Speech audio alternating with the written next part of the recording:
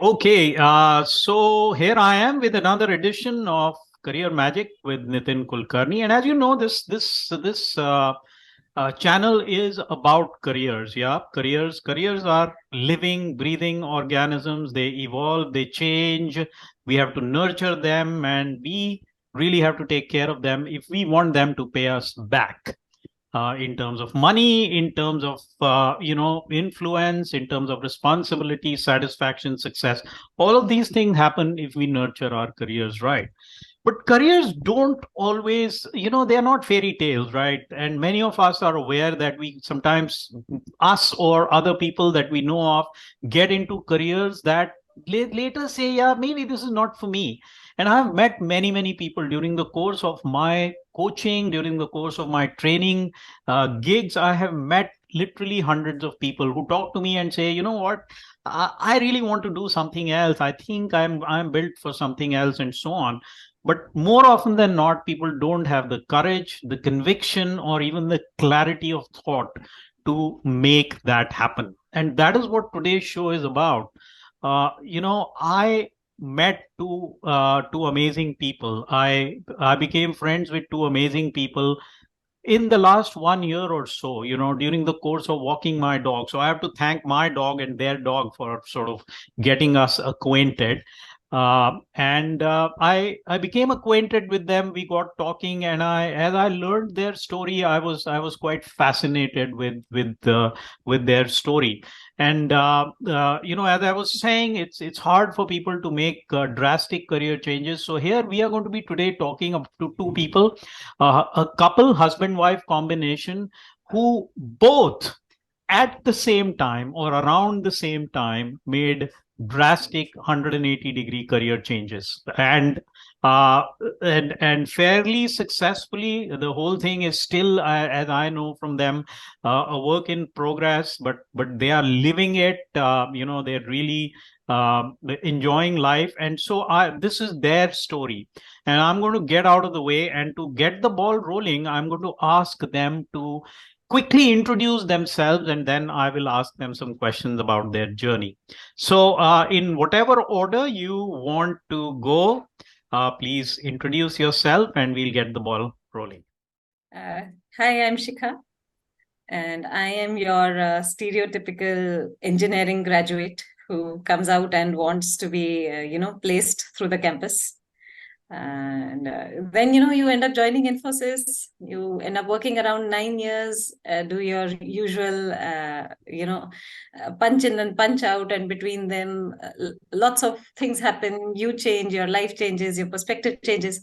And then when you decided to start a family, obviously, the career break came in.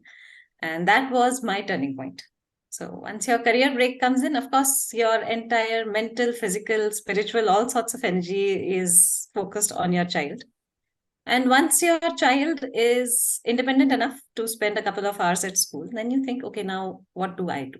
Because you are not the kind who would like to sit at home and be content with, say, uh, raising the perfect family in the perfectly set house. So, no. Then I did a double take.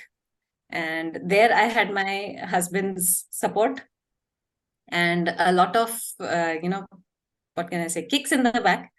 Go study, go upskill yourself. And so that's what I did. We went back to the university. In fact, at that time, both of us together. And I started learning the Japanese language from scratch. Spent 4 years learning. And after which I was thinking that maybe, I could make it as a freelancer and do an independent gig of my own. But marketing your wares is not an easy task, and you learn it the hard way.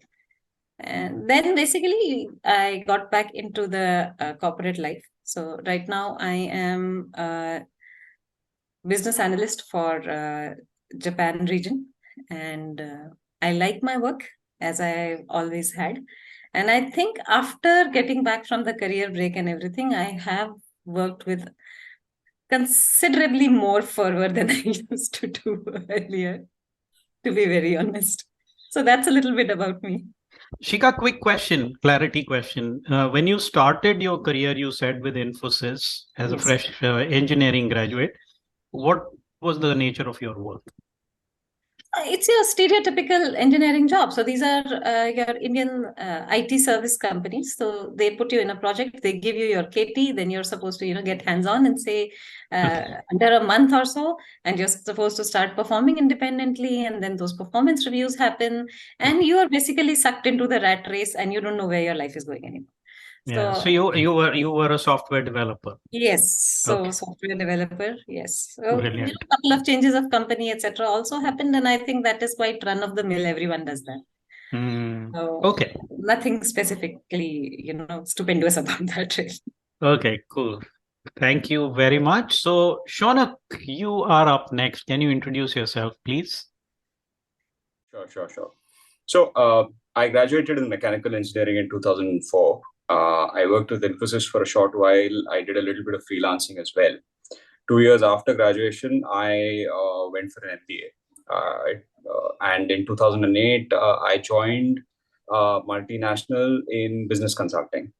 I spent 8 years doing business consulting over there. After that, I wrote my first novel, spent a year writing and selling it. Then I joined a startup as head of products. I spent about 2.5 years over there, during which time I wrote another novel. Then the pandemic happened, and I wrote two more novels after that.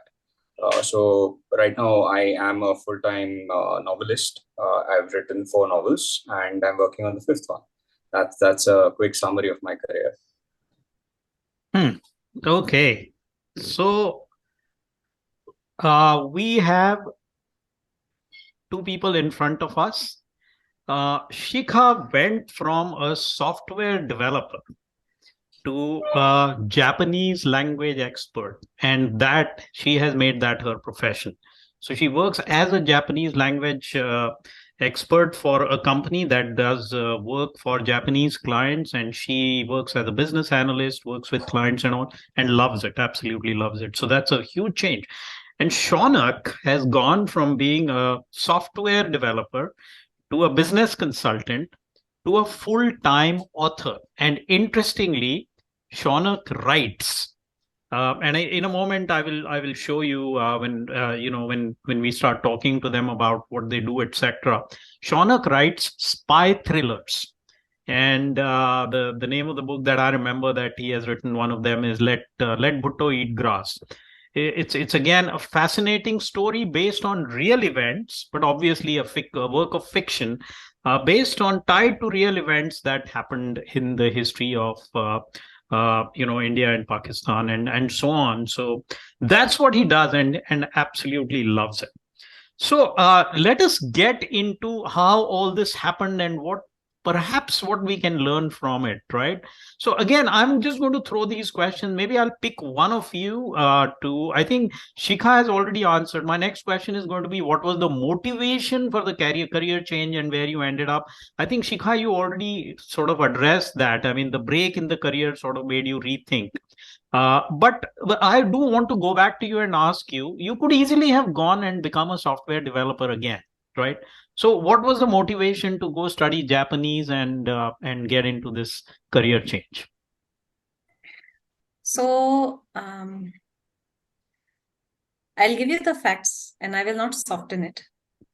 It is extremely difficult to get back to work after a career break. Many companies, they told me in my face, if you've had more than a year of career break for whatever reason whatsoever, even if you were on the hospital bed, please don't apply to us. And then you basically start thinking about brand me. What exactly is the service that you're trying to sell? How do you set it apart from people who've been your contemporaries? And those contemporaries who've already surpassed you as far as experience is concerned, as far as skills, etc., are concerned, they're already updated. Where am I? You have to upskill. You just have to upskill. Unless and until you upskill and you make yourself relevant to the current demands, how are you going to sell, in very simple terms, your own resume? You can't. Let's be very honest. I mean, nobody is out there to do you a favor. And why should they? They should not. You have to take a hard look at yourself. You have to assess your strengths, your weaknesses. Then you have to try to channelize your strengths. And how? I knew very well that, all out of all the software engineers, maybe I did not stand out as, say, top of the class software engineer, but yes, communication was one place where I was always, what can I say, separated from the group.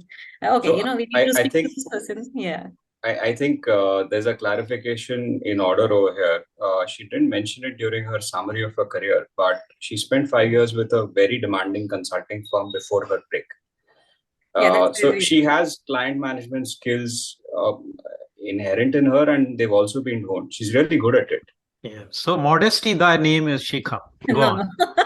No, no, no. No, no. Go It's not on. about modesty. But yes, see, you have to be honest with yourself. You have to accept your shortcomings and you have to not be humble about what your real USP is. Beautiful. Channel it, you have to hone it, and then you think where you are taking your career from here. And the new gig that you are doing, Shikha, now you believe that you are one of the best, right? You're doing a really good job. You really are have separated yourself from the pack in the sense that you're doing something that you're really good at. You sort of are adding a lot of value to the business. So I don't know if I'm really good at it, but I'll tell you one thing. It is better to do these things when you're older. You have you already have a kid. You know what patience is all about, and Mm, that's actually what really takes to be the person sitting in front of the client. You have to mm, control whatever emotions are welling up in front of you. You have to think from the person who's sitting in front of you, that guy's perspective. You have to be culturally sensitive to them, mm. and I think that's the challenge that it is about. Mostly it is putting yourself in place, grounding yourself, and not think the world about yourself. Really, I am here to do my job, but so is the other person. Now, how do I bridge this gap? And language is actually just a means of doing that. So many people just come and ask me, are you doing translations and interpretations? And I say, you see, it's not just translations and interpretations. You're talking to a Mm, human being in front of you. yeah. Reach out to the human being. You basically, just make yourself a person who the other person would open up to. Now, that's the art. Yeah, and from my conversations with you, Shikha, I mean, it's very clear to me that you really excel at that human connection, and you are become the bridge between the client and your teams, and you become the sort of glue that sort of binds that relationship together. Anyway, I'm going to jump across to Shaunak and ask him. So, what was the motivation for you, Shaunak, to make this absolutely huge change? So the thing is, if you talk to 10 writers, novelists in particular, 9 out of 10 will tell you it is an itch. It is an incurable itch. These are not the first. So the novel I wrote in 2017 was not the first novel I wrote. I wrote 3 novels before that. I didn't publish them. Mm, So I've been writing since forever, and it's not something that I can suppress. So I'd been writing. Finally, one day I it just sort of came out that I have to write this. There is a story in my head. It will not go away. I have to put it down on paper. So I spoke to her. I said, look, this is what I want to do. And she said, all right, do it. Yeah, all he's right. quite insufferable if he doesn't write. So So, I so, so what you're saying is that this was there within you. The urge to write was within you. It's just Yes. that, you did it once in a while and you really didn't think about it as a professional. But at some point in time, you really, after you wrote the first book, so it's not that one day you just cut yourself away from your career and became an author.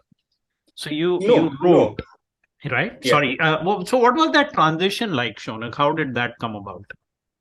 So I wrote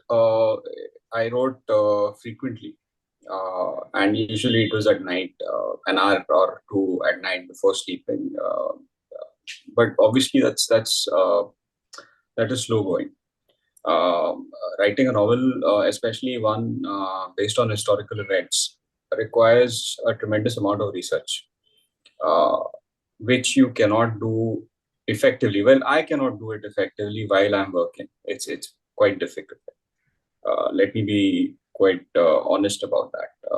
So there was this story in my head. I wanted to write it down. It would have been difficult to do it while I was still working because business consulting is hectic. I mean, anyone who's done it knows it eats up a lot of time uh, in working hours and after that as well. There's no getting away from that. So I had to prioritize, and I decided, look, I want to write this. I have to write this. So then I took a break from my career. I took a year. I wrote it. I did all the research and I wrote it. And then after that, I got back to working. Okay, you got back to working, but Yeah. you are now a uh, a full-time author, right? That's what you Yes. said. Yes. So how did that come about? I mean, how difficult was it to take the plunge? Mm. Because what you're doing is you're basically letting go of an Right. established career and Right. you're venturing into the unknown in a sense, in terms of a career. So Yes. how difficult was it to take the plunge and how did that happen? Oh, it's extremely difficult because you get used to that SMS at the end of the month, which says your account has been credited with a sizable amount. And as you get older, as you progress in your profession, that amount gets larger. So turning your back on that has a tremendous opportunity cost, which is always there in the back of your head. And going to a separate profession, which is completely unrelated, unless you're extremely lucky, you're not going to make the same amount of money from day one. You might not even make it from year five or year six. It might take a decade. It might never happen again. There is this uncertainty about it. So it is difficult. It's not an easy decision. It should not be an easy decision. What has helped is the fact that my wife is supporting me, and she said, "Go right." I mean, so when she had taken a break, I was the one, financially supporting us, and now she's the one financially supporting us. So if I don't do well, I have a backup. Very interesting. uh, what about just give me a moment, okay?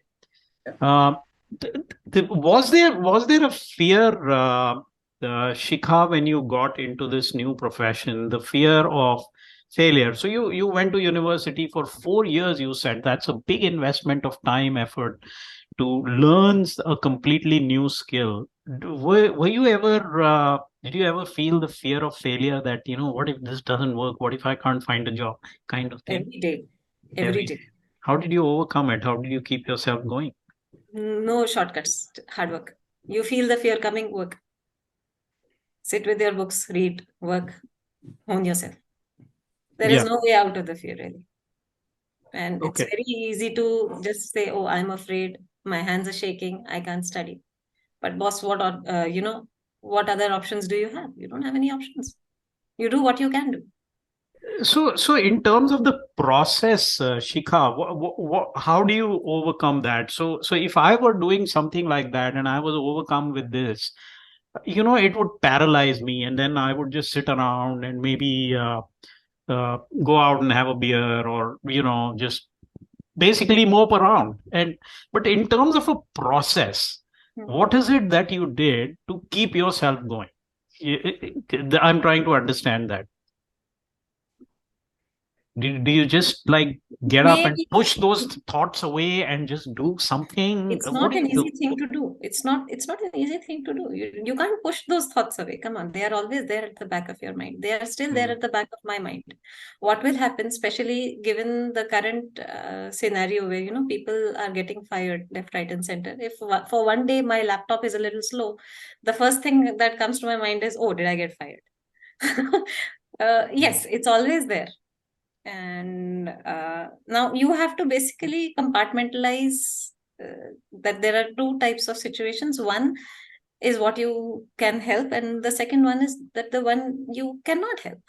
And I think growing older, having all sorts of experiences helped me clearly compartmentalize those things. I would have panicked. Honestly, I did panic in such situations when I was younger. But growing older, you just realize that life goes on, mm. and something nice might come your way.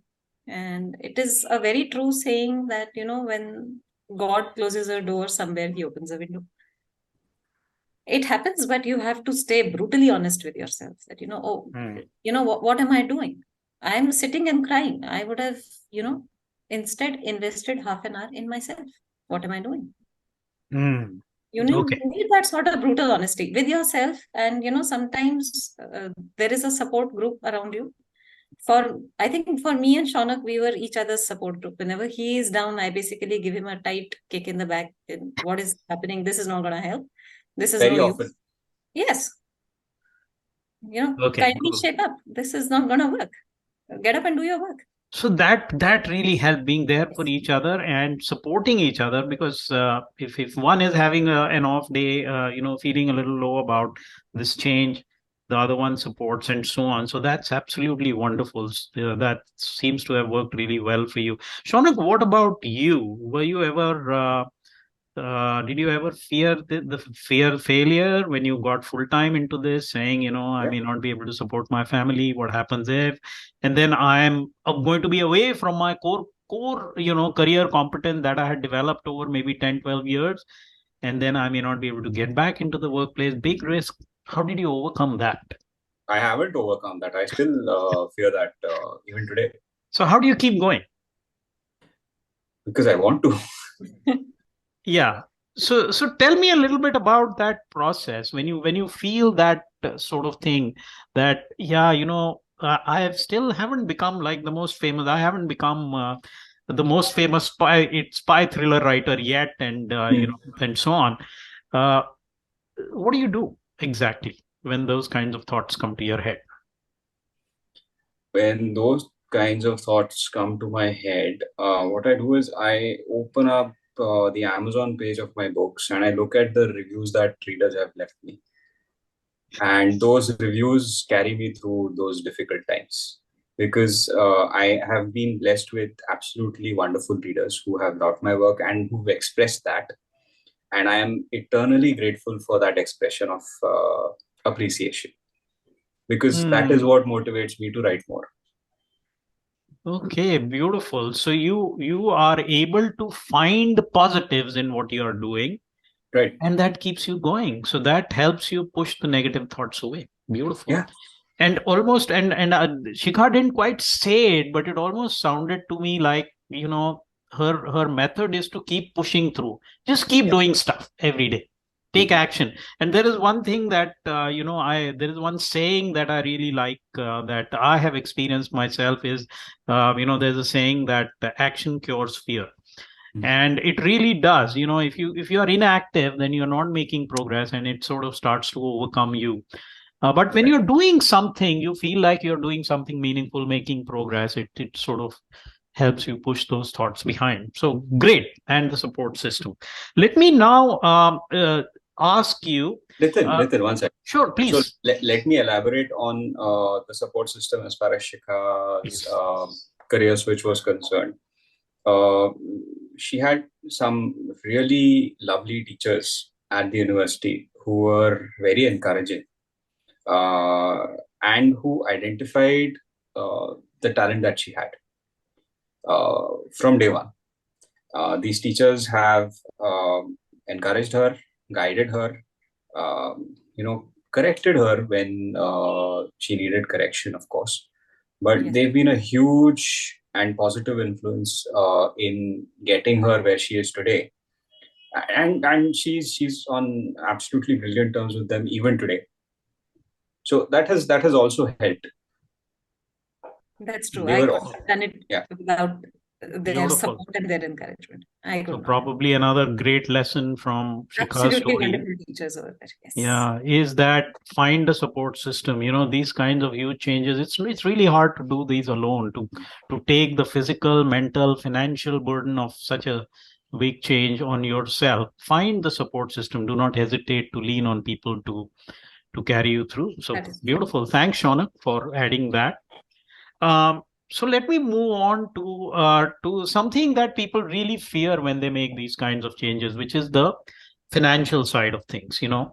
How did you think about it, and how did you manage that financial safety net? Because you were used to a certain kind of lifestyle, living a certain kind of life, and then when you do this, obviously the financial side sort of the starts to dwindle, right? You're not making as much money.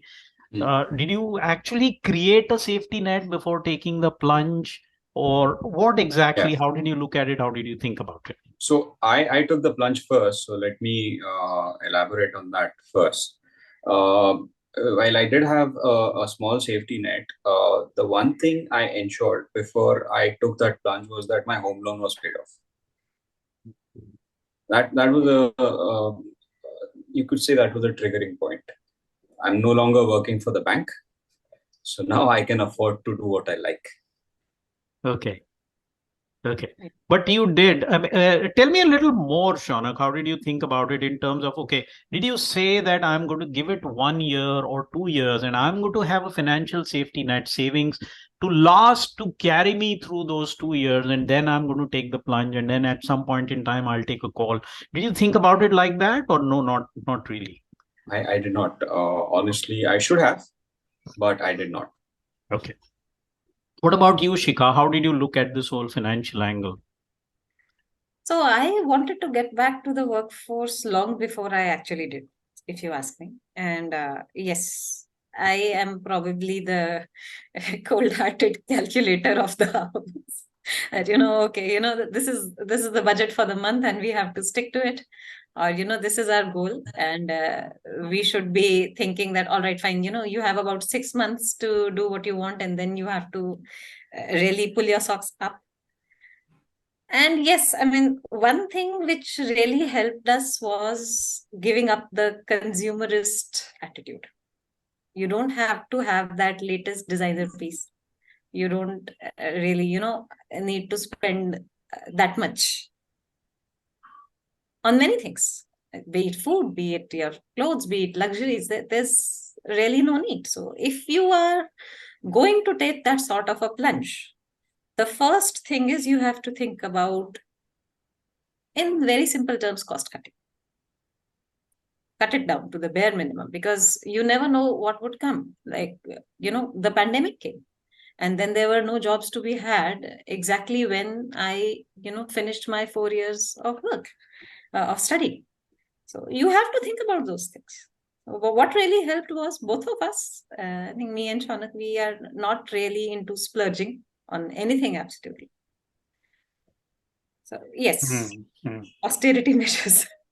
Austerity measures. Extremely So important. Yes. sacrifices.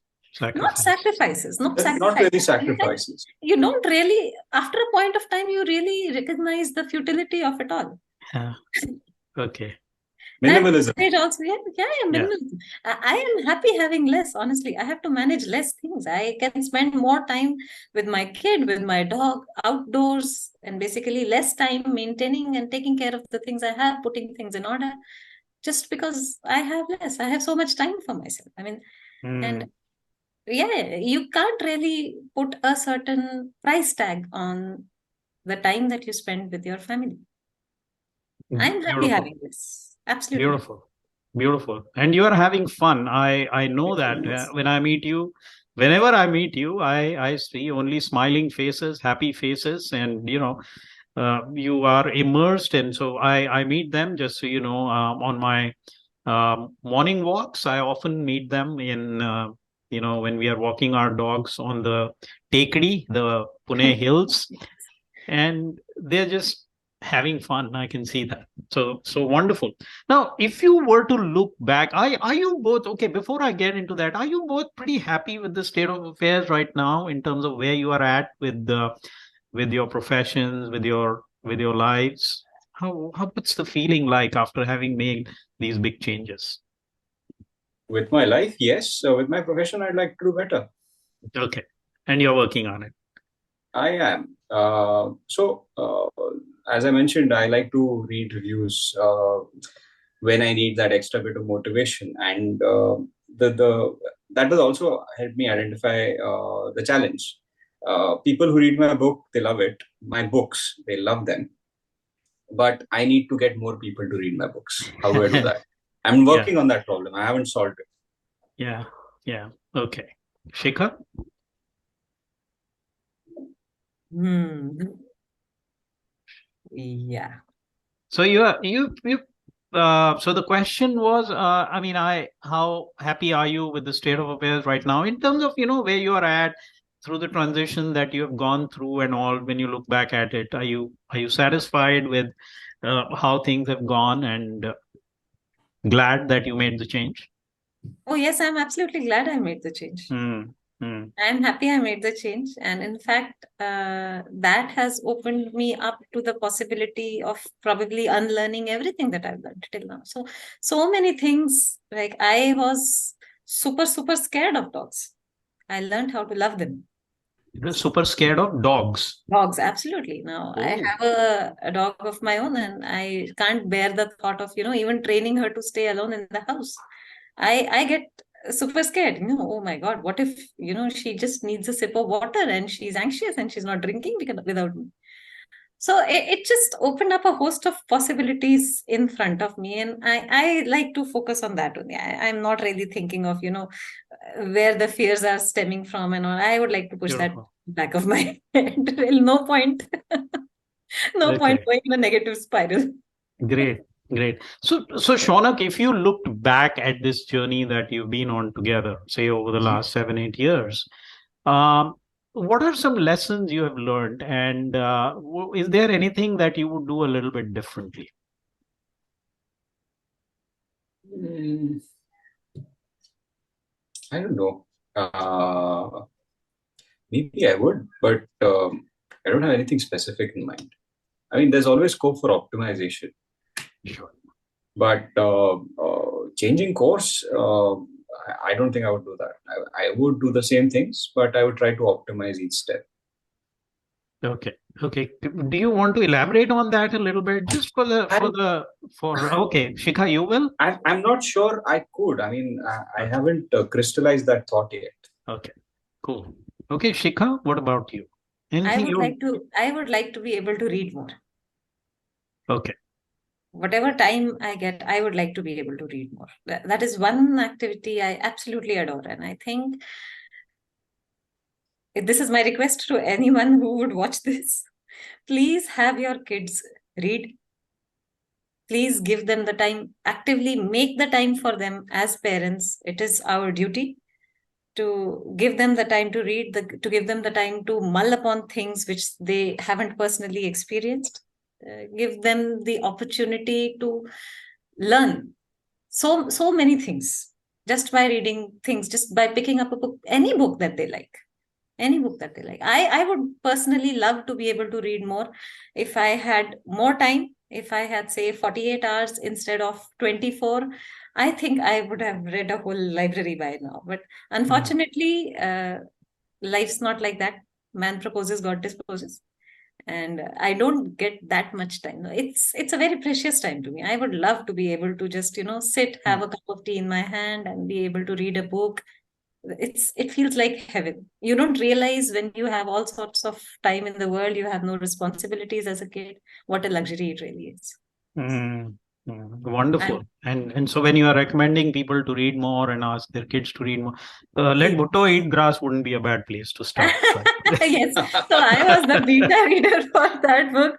And I think Shaunak would not want me to read his books before they are published.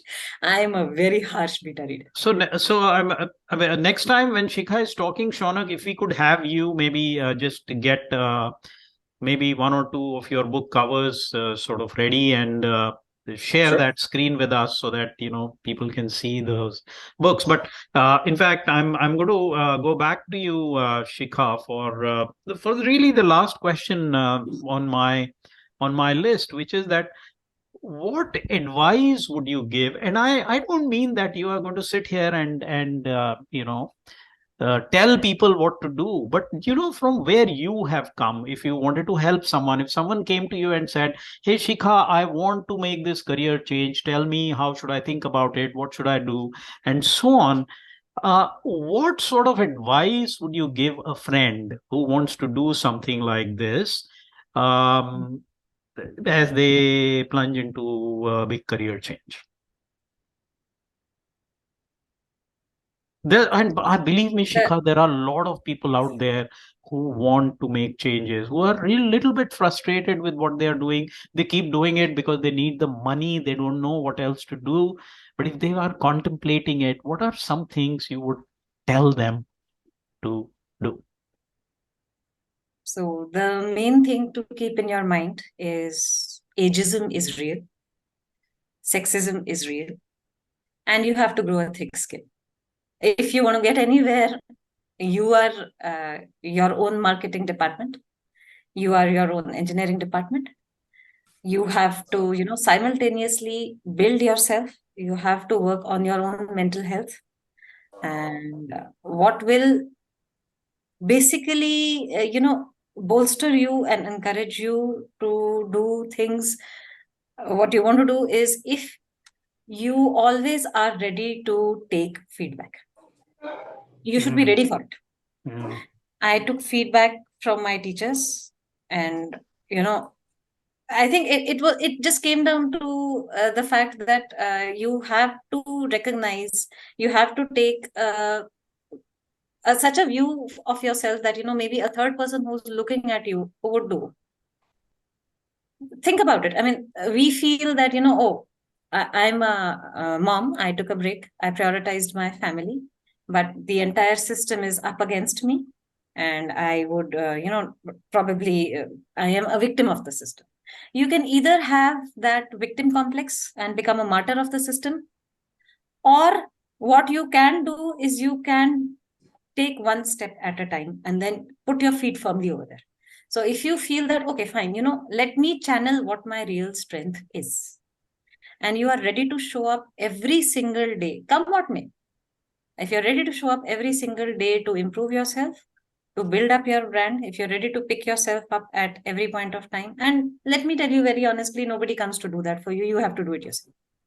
mm, So that's the thing. So you have to accept all sorts of things which are up against you in the entire universe, but you have to just decide, okay, no, I will have dogged determination. I am not going to give up. It's easier said than done. It used to mm. bring me to tears on some nights before sleeping, but then I just decided, okay, if I'm feeling frustrated, maybe I'm leaving something undone. So it's I suppose it's the easiest part is to say that, yeah, this is what I want to do and I'm going to do And it. the system is working against me. That's Yeah. that's the easy way out. It's not going to help. The hard part is to push through difficult times, tough times, through Yes, yes. obstacles, and keep going. Yeah. Keep In going. spite Yeah. of those obstacles, believe in yourself. And one thing which has pushed me through is some things. If I can't handle them for a particular day, I push them on the back burner and I say, okay, fine, I'll pick it up tomorrow. Maybe Scarlett O'Hara from Gone with the Wind, last line. Yes, that is true, but it helps. Okay, But very there nice. again, it is somewhere there is that resonance that, Yeah. somebody somewhere might have had a harder time than me. If they Mm, can make it, then I have no rights to complain. beautiful. Okay, what about you, Shaunak? What advice would you have for if a friend came to you and said, "Hey, I really don't like what I'm doing. I think I want to do something else. I want to switch careers, but I'm afraid, etc., etc." Tell me, what should I do? What advice would you give him or her? Think it through. Uh, think of the consequences. Assume the possibility of failure, and determine for yourself if you can live with that failure. Is it something that you can accept and bounce back from?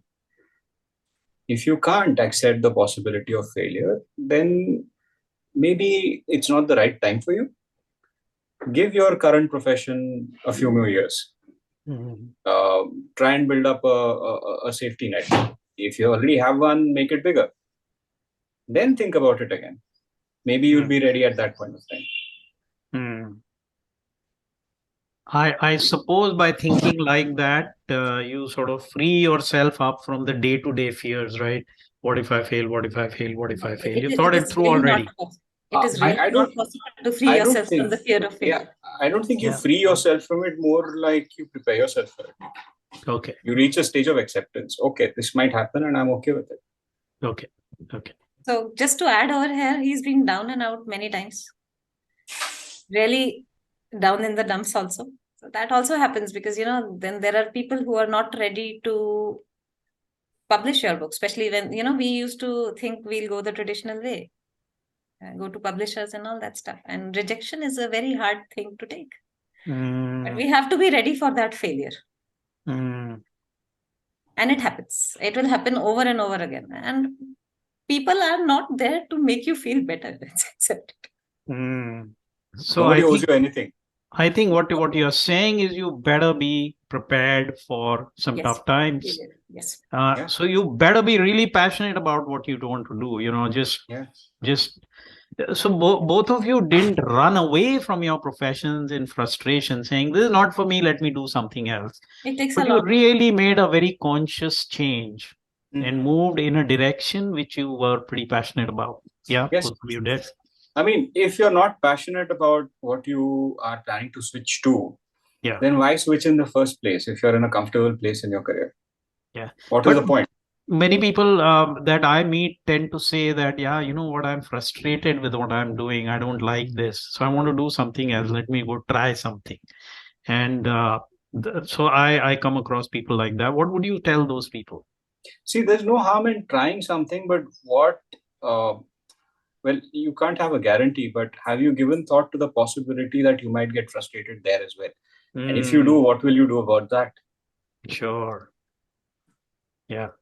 So what is the core cause of that frustration? Yeah. Exactly. Yeah. Tackle that rather than running away from it, doing something else, which again might end up in a similar way. Right. Okay. Because if the root cause of your frustration is something else, then it will stay with you, even in the new profession. Mm, cool. Brilliant. So, Shaunak, do you want to show us Oh, sure. your books, Uh, please? are you So getting a let straight screen? yes. Cool, cool, cool. So this is the fourth one. This is the concluding part of that series of spy thrillers. Let Bhutto Eat Grass is the name of the entire series. So you have part one, part two, part three, and conclusion. Okay. Can you show that to us again? I've made your picture a little bit bigger. There you go. Let Bhutto Eat Grass conclusion. So it's a three-part It's a series, four-part series, and Yeah, this is the concluding one. Okay. right. Sorry about Oh, that. My dog has wandered into the room. that is so nice. I'll show you Champa as well. There she is. I haven't seen her for a few days. Champa. So where is she? Oh, there she is. Hey. She's looking for you, He's Ritin. looking for you. She make the difficult times easier? Oh, yes. Absolutely. I have Absolutely. experienced that. My wife says that ever since our dog Pixel came home, Mhm. we have less fights at home. And it's incredible, incredible. Okay, so thank you very much. Are there any parting thoughts from either or both of you before we close this session? Go ahead. You're the writer. Uh, No. I thoroughly enjoyed answering your questions because they were probing questions. These are things which some things I had not consciously thought about. I had to think of them today, and I'm glad for it. Okay, cool. It's easy for me to sit here and ask questions. But it's been tough for you to go through that journey, but also very, very rewarding. Wouldn't that be right? Has Yes, it been very rewarding for both of you? yes. Yeah, yeah. Brilliant. Thank you very much, and for talking to me. It was very different talking to you in this kind of a format. And believe me, I got to know a little more about you today that I didn't know about, and it was a lot of fun to listen to you, learn from you, and perhaps some people who watch this video will take away a few lessons, and it'll inspire them to do similar things as well. Okay. Thank you very much. Both of you have a wonderful day and all the very best for you for your journeys. Thank you for Thank you having very us, much Nitin. for Have a wonderful day. having us. Yes. You Have a too. Bye wonderful day. bye. Bye. Bye.